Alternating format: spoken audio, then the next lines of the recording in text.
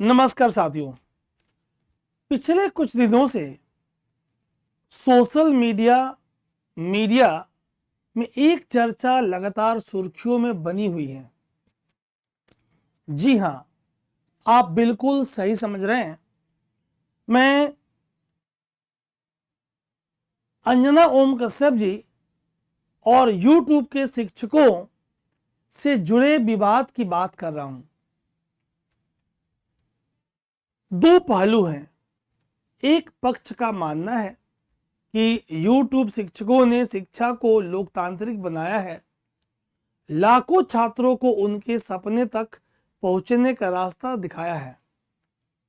वहीं दूसरे पक्ष का यह मानना है कि कुछ डिजिटल शिक्षकों और इन्फ्लुएंसरों का प्रभाव इतना बढ़ गया है कि उनके कार्यों और बयानों की जवाबदेही भी तय होनी चाहिए।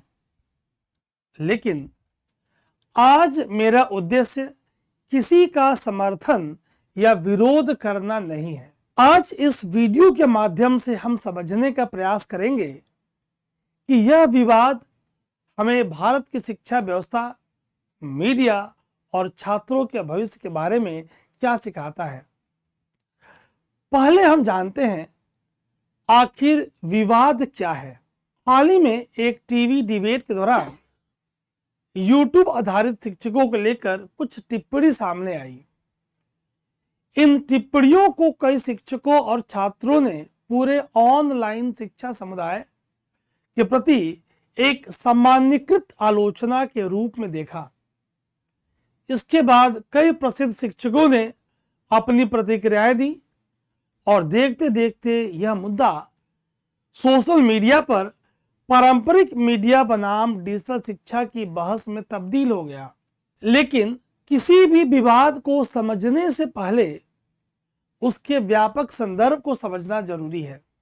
अगर हम इसकी विश्लेषण करें तो छात्र YouTube शिक्षकों के समर्थन में खड़े क्यों दिखाई देते हैं। अगर हम बदलते समय के साथ बदलती हुई शिक्षा व्यवस्था को देखें,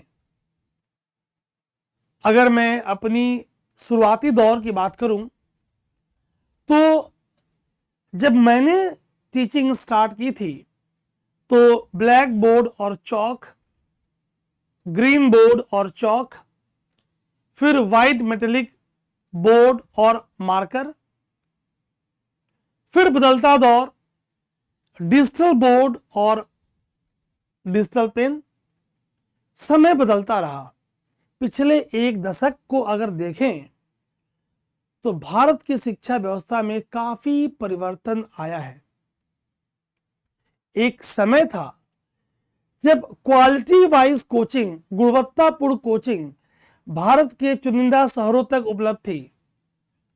प्रयागराज की बात करें, लखनऊ की बात करें, दिल्ली की बात करें, पटना की बात करें, चेन्नई की बात करें, हैदराबाद की बात करें, और आज देश के किसी भी गांव, कस्बे में बैठा छात्र अरुणाचल से लेकर गुजरात तक, लद्दाख से लेकर कन्याकुमारी तक, अंडमान निकोबार तक, पुडुचेरी तक मोबाइल और इंटरनेट के माध्यम से भारत के श्रेष्ठ शिक्षकों तक पहुंच सकता है।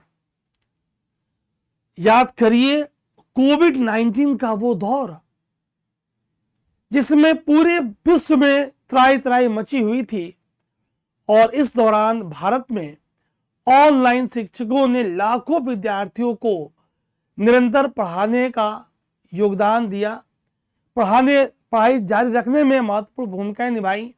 मुझे भी याद है कि उस समय भारत की एक चर्चित एडटेक से मैं जुड़ा था, वर्ष 2019 से लेकर 22-23 तक, और एक तरफ पूरी दुनिया कोविड से परेशान थी और हमारे दिन के 8 घंटे, 10 घंटे, कई बार 12 घंटे हम लाइव हुआ करते थे YouTube पे, ऐप पे इत्यादि।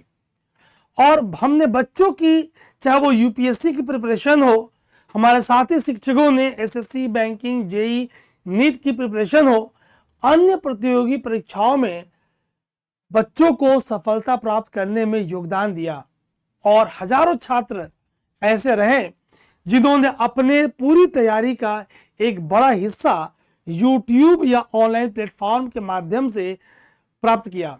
इसीलिए यह छात्र YouTube शिक्षकों पर जब टिप्पणी सुनते हैं तो इन्हें केवल शिक्षकों पर नहीं बल्कि अपने संघर्ष और सफलता की यात्रा पर टिप्पणी दिखाई पड़ती है। एक सवाल मैं आपसे पूछना चाहूंगा, क्या सभी YouTube शिक्षक आलोचना से ऊपर हैं? मेरा जवाब है नहीं। किसी भी व्यवस्था में अच्छाइयां और कमियां दोनों होती है। जैसे हर टीवी कार्यक्रम निष्पक्ष नहीं होता, वैसे ही हर ऑनलाइन शिक्षक भी आदर्श नहीं हो सकता है। अगर अंजना ओम कश्यप जी ने, मैं जी इसलिए बोल रहा हूं कि सीनियर पत्रकार हैं, हो सकता है कि मेरी विचारधारा उनसे मेल खाती हो, मेल ना खाती हो, ठीक, मैं इस पे सहमत हूं। हो सकता है कि कुछ मेरे साथी शिक्षकों की विचारधारा मेल खाती हो, मेल ना खाती हो।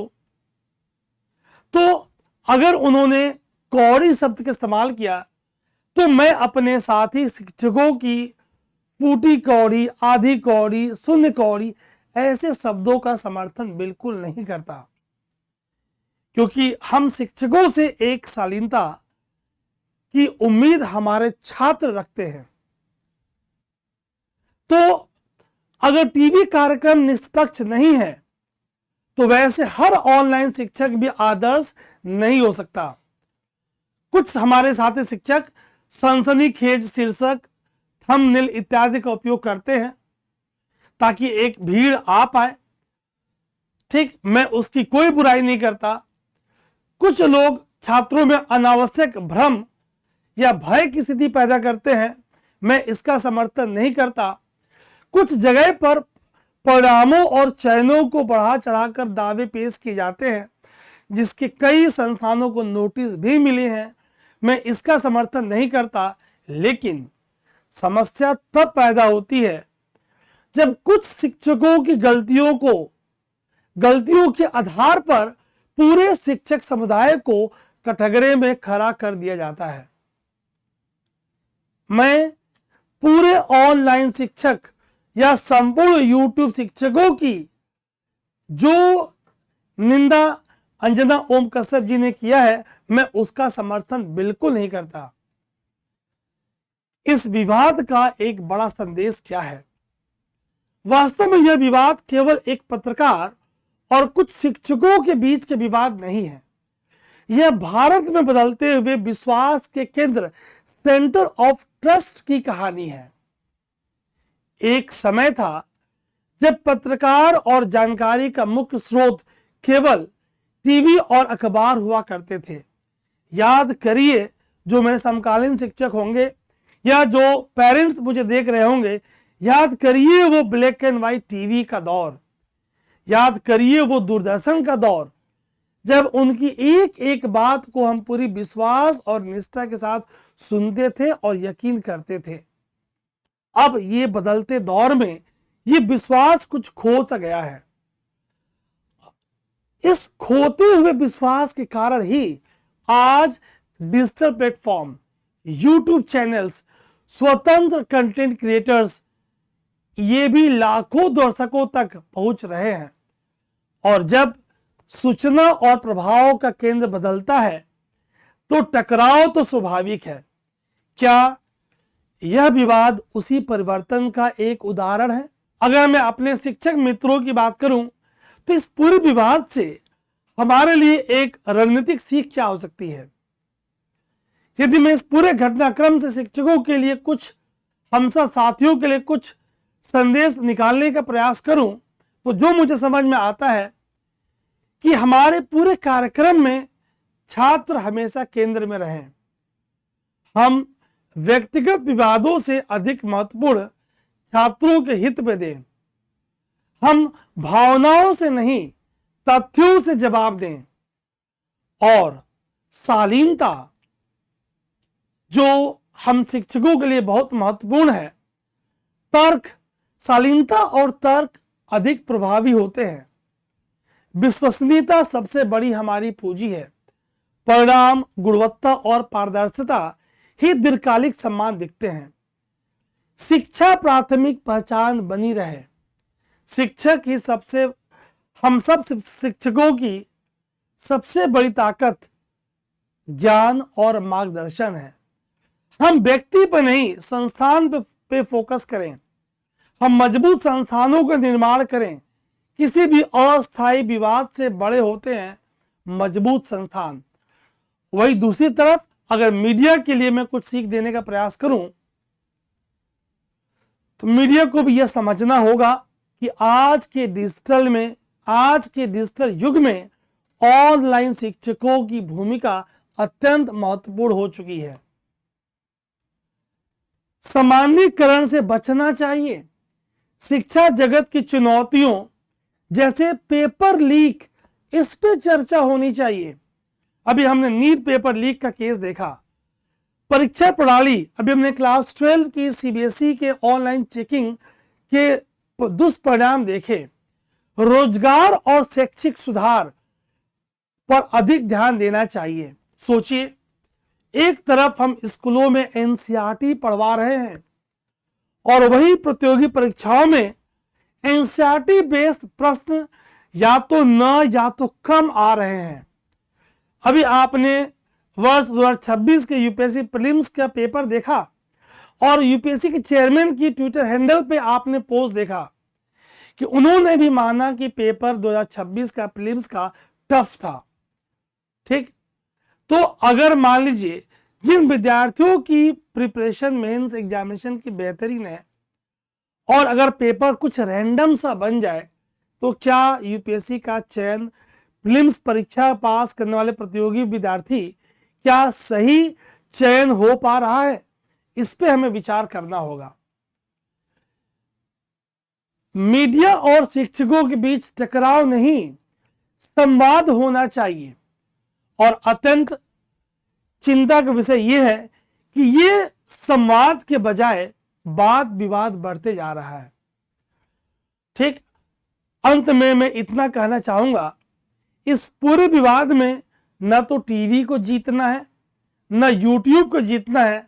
सबसे महत्वपूर्ण है भारत का वो छात्र, सबसे महत्वपूर्ण है भारत के भविष्य जो इन युवाओं के हाथ में है। जो भी मंच शिक्षकों को, पत्रकारों को या संस्था छात्र के भविष्य को बेहतर बनाने का कार्य कर रही है, उसका सम्मान होना चाहिए। और जो भी छात्र हित के विरुद्ध कार्य करे उससे सवाल पूछे जाने चाहिए। विचार अलग हो सकते हैं, दृष्टिकोण अलग हो सकते हैं, लेकिन भारत के छात्रों का भविष्य हर बहस से ऊपर होना चाहिए। मेरा उद्देश्य किसी की ईगो को हर्ट करना नहीं है, लेकिन मेरा उद्देश्य इतना है कि शिक्षा का उद्देश्य बहस जीतना नहीं बल्कि विद्यार्थियों के भविष्य का बनाना है। इन्हीं बातों के साथ मैं अपनी वाणी को विराम दूंगा। धन्यवाद। जय हिंद, जय भारत।